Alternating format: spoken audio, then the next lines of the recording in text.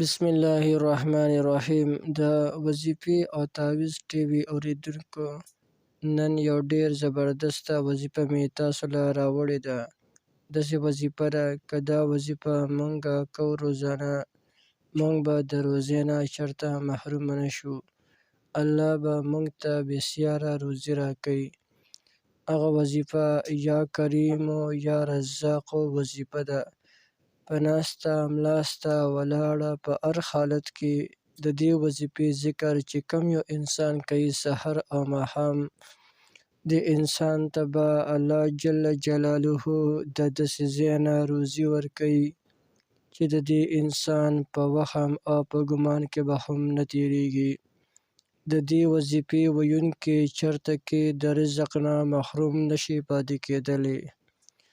دا وظیفه خپله هم کوئ او خپلو دوستانو، ملګرو او وروڼو ته هم ښوئ، تر څو چې هغوی هم د داسې ښکلي مزیدار وظایفو نه فایده واخلي.